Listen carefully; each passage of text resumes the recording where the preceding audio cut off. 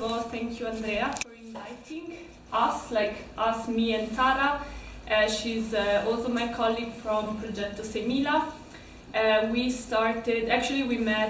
We worked together at Manifesta 2 years ago, and we met and we felt this need to do like a project and to involve, to be involved more in the Zurich art scene. We were thinking about like what people we knew, which artists, and we came up with also because I'm from Ticino, and the idea to do progetto6000 to present Ticinese artists in Zurich. We selected 7 artists and 6 venues. With these venues, they are mostly art spaces and institutions like Libre, Cabaret Voltaire, Dienstgebäude, Walcheturm, Message Salon, and we developed like a program, and we knew we didn't want to do exhibitions, so we tried to do like a public program. Focusing mostly on presentations, performance, and artist talk. And for this, we match depending on the artist and the institutions. We try to match them and create the program. We started this week with the first presentation on Tuesday, and on this Thursday it was Sirtaki at the Dile. And from now on until June, more or less, we will have every 2 weeks an event in Zurich. So if you happen to be in Zurich, feel free to pass by. And this is all for Progetto. Like now we are starting. I don't have so much visual material, and that's why I'm gonna present a part of my master thesis I'm doing at the University of Zurich. I'm researching about architecture and art, and especially on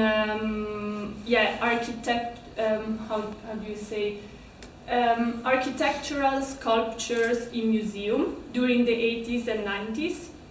And I'm at the very start of my research, so I decided to focus on just one of the artists that deals with this topic. This artist is Heidi Bucher. She was a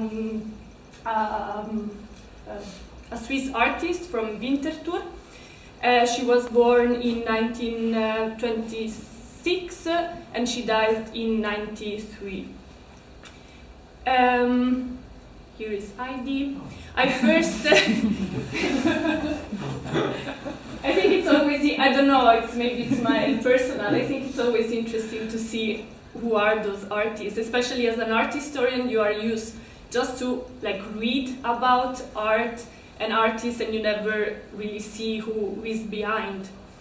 So Heidi Bucher, she was born in Winterthur from a really like bourgeois family, very rich family, and she went to the Kunstgewerbeschule in Zurich, and she focused. Her main focus at the beginning was fashion design. Then she moved on visual arts when she was still young, and she started to do this kind of like collage kind of. Always working like with textile. That was like her main like interest. Like a couple of like early works. When she was like, I don't remember. She met pretty early her husband Karl Bucher. He was also like pretty famous Swiss artist. And they married, and they decided to move to the States. They were living with their 2 kids in California, and they developed these the so-called body shells. The body shells were these foam sculptures where like they could, I don't know, do we have internet? No? Maybe I can connect because it's actually kind of interesting to see the and already here you can see like her interest in these like the covering of the body, the sculptural part of art. What can we do with sculpture as a body? And it's kind of funny, like they moved.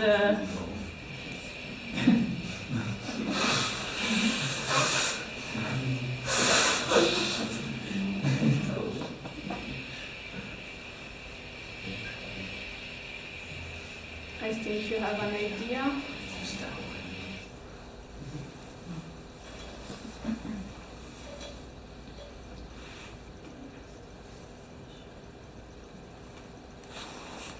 So, after her time in California, she moved. She divorced from her husband, and she moved back to Zurich. And she was working in a old. It was like a ex-butchery shop, and she had her atelier in the cellar. And it's there that she started to experiment with materials like latex. And she started to, this for example is like imprint of the floor of the cellar. And yeah, she started, for example, also to take her like clothes and dip them in latex. And of course, at the beginning, latex it's very it dries and it gets like very like harder with time. And yeah, she started to everything like clothes and like this is like a bed sheets. And always you can see like very clearly always with this interest of with the textile, with things that are like very near to the body. I'm gonna show you this too. I think it gives like a better idea.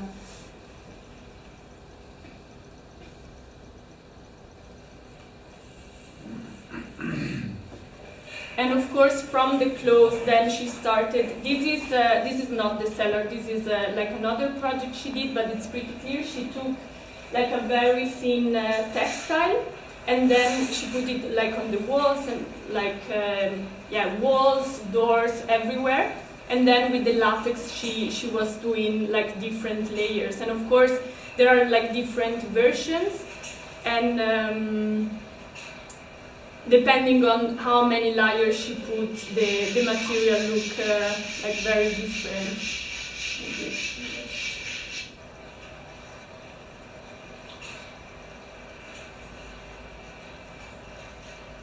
I don't know if you can see here. Oh no, you can see really well here. Well, she started covering like clothes, and this is one video, and the other.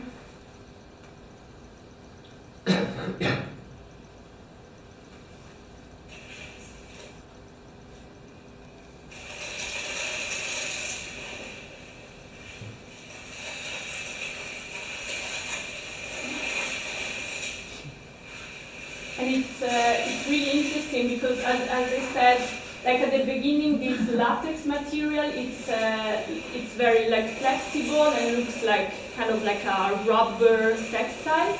But if you see the artworks right now, they are like stiff, they are like dry. I'm gonna show you some picture. And of course, what's also interesting on this is the whole performative act that she does.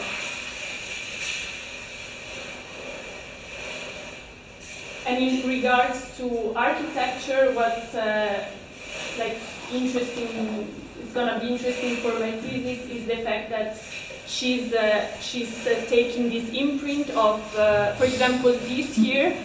It was the old. No, this was Bellevue. That was another project. 1857, ein Jahr nach Freuds Geburt. Okay, this then is not so interesting. But you have an idea how the whole process was. And so here again you see this whole performative part. And the artworks, they look like this right now. They are very thin, very dry, also very delicate. This is, for example, Swiss Institute. I actually didn't know Heidi Bucher before, and I saw for the first time the artworks here in this exhibition. They are amazing. They are very big. And they are actually the one-to-one imprint of this. For example, is the Erwenzimmer. It was done in the parents' house of Heidi Bucher, and in the background you can see maybe she did also the floors, everything. And this was again another house of her grandparents. She did like the same, and she did this performance where she took the whole room, the whole skin of the room, and she made it fly. So it was for her she always I've read some interviews with her, and she was always kind of oppressed of her background, this bourgeois background, and for her doing these skinnings and actually ripping away these skins and this architecture and putting it to fly was kind of like a liberation, she said.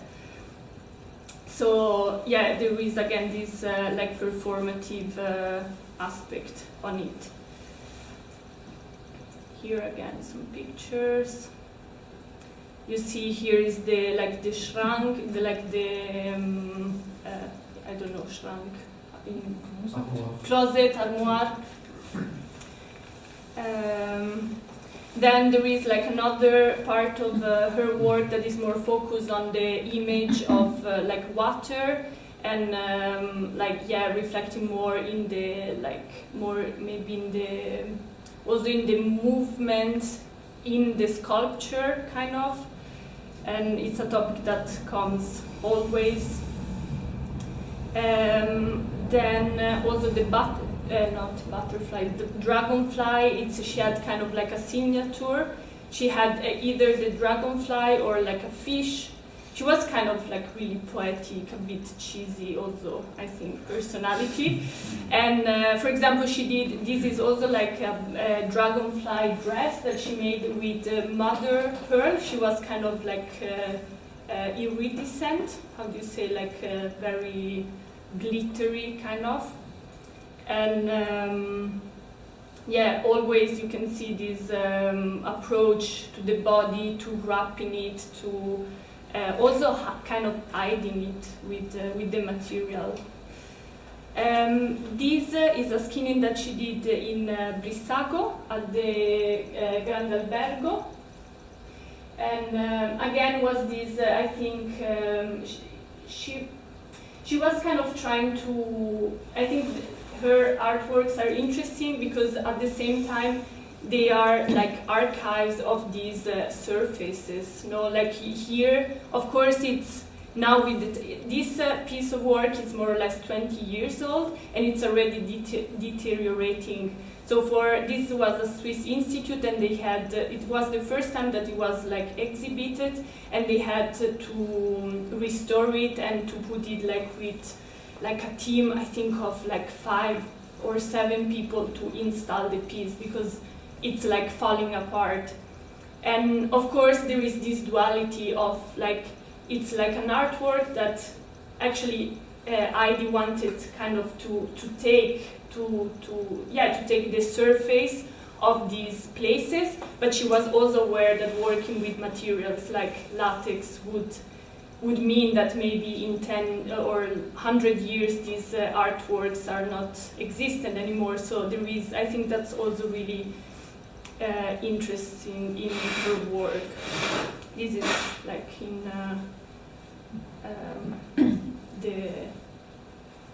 I mean, if you think that this was the like original setting and now it is this, it's pretty clear that it's gonna to like disappear probably.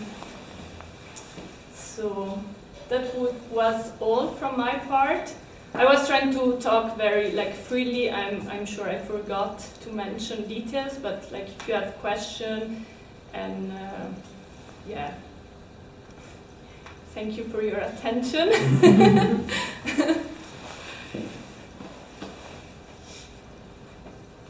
Can you just quickly explain for the technique how she just puts the latex and the color it takes from the dirtiness of the wall, maybe?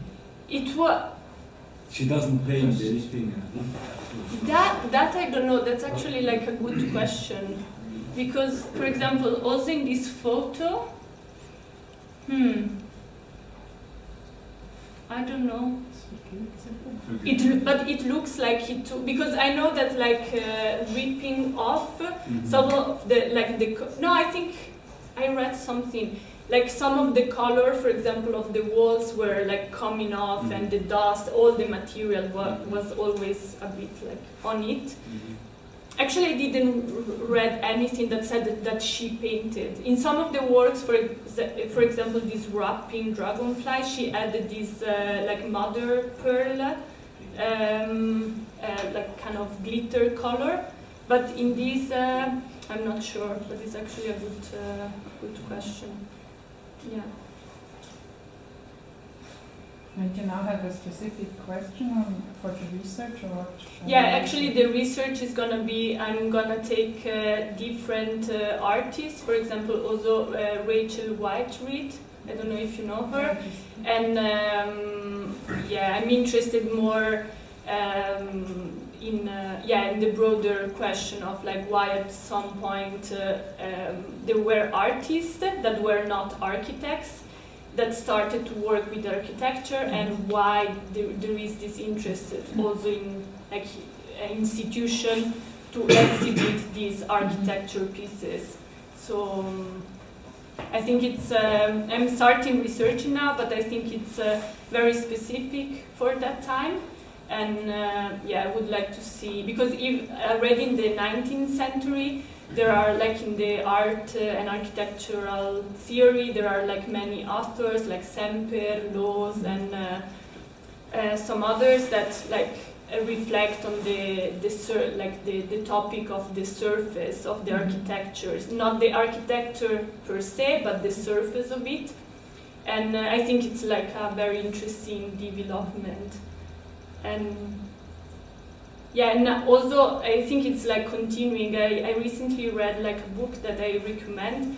It's called Sentimental Architectures, and talks about how architecture nowadays is not an architecture that serves a purpose. It's not like a house that is like serves as a house, but is like an architect that is more like a sentiment, something that like also plays with our like feelings or our conception of space and light and sound. So I think I would like to trace a bit this line. And Heidi Bucher, it's actually yeah, I thought maybe it's more like light for a Sunday brunch.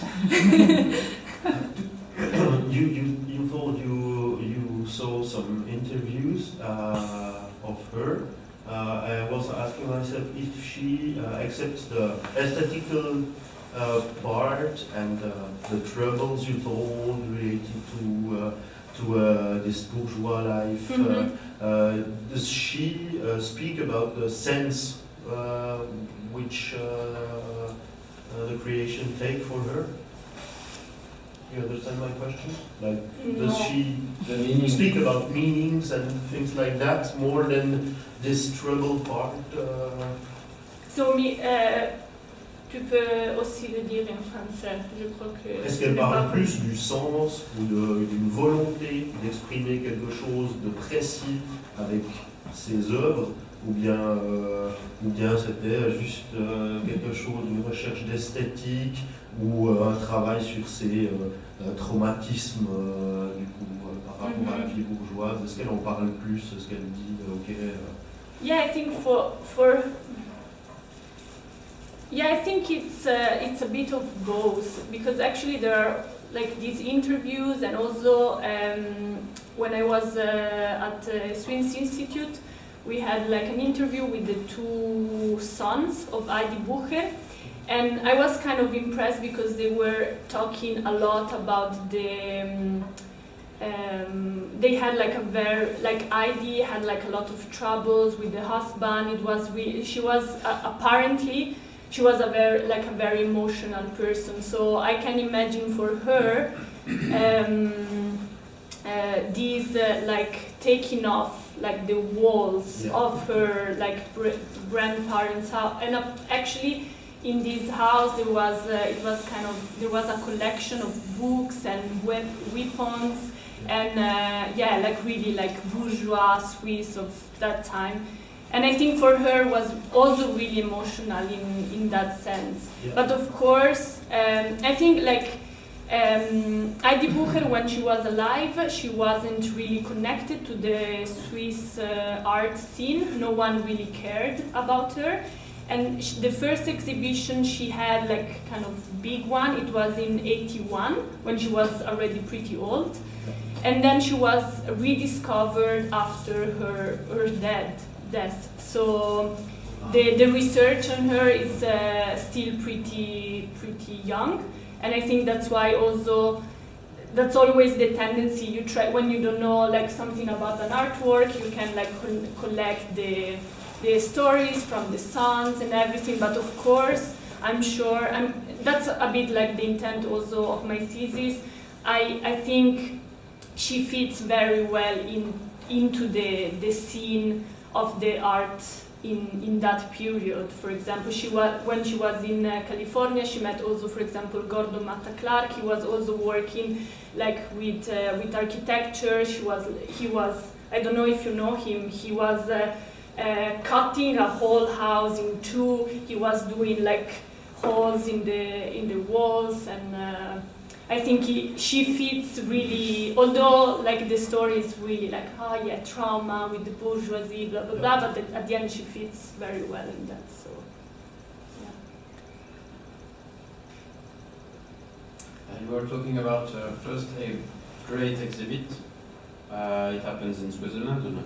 Yeah, that was at the Museum für Gestaltung in Zurich in '81. And it was post-mortem. No, that was the big one when. No, you meant she died. When she died, after the first big retrospective was at the Centre Culturel Suisse in Paris in 2013, and then 1 year after there was at Swiss Institute.